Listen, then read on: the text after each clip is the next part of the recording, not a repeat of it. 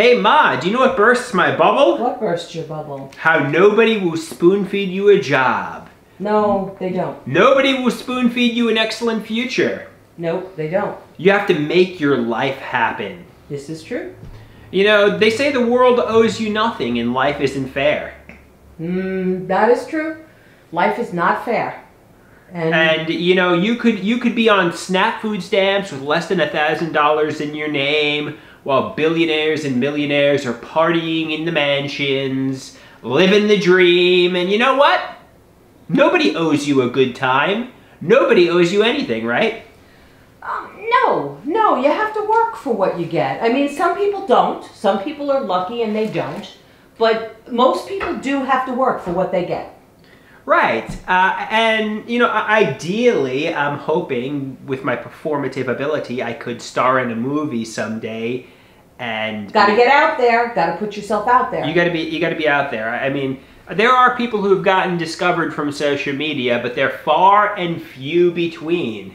They like to see the whole person. Social media only gives you kind of like a clouded version. Yeah, and you know, if friends and family reject you and you know don't want to associate with you, and they're living like a millionaire's billionaire's lifestyle, you know, I mean, realistically, you know, there's no law that says they have to include you. They can exclude you for whatever reason, whether it's you're severely mentally ill or whatever the reason may be. Well, it's also if people are saying things or doing things that are negative about the people and they're not taking care of themselves, then sometimes it chases people away.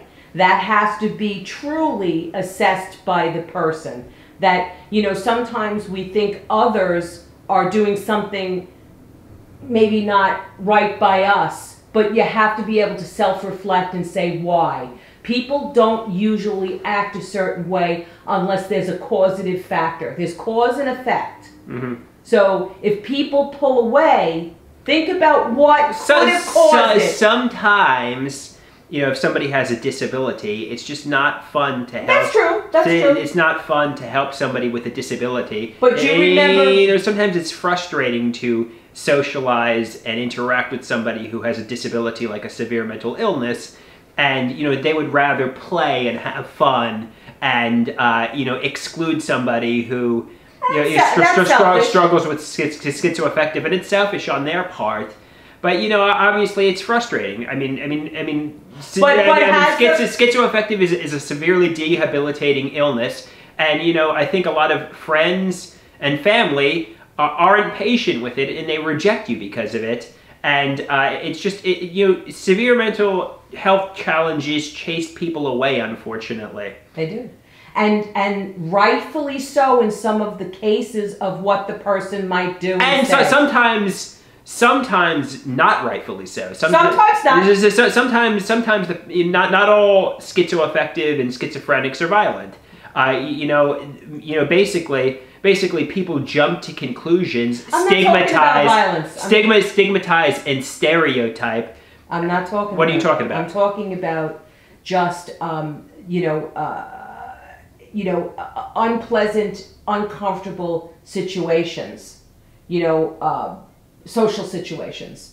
Or friends that perhaps, you know, things were said. So are you saying friends and family are right for rejecting me? No, absolutely not. Because I don't think they were at all. I mean, friends and family do not understand. However, right.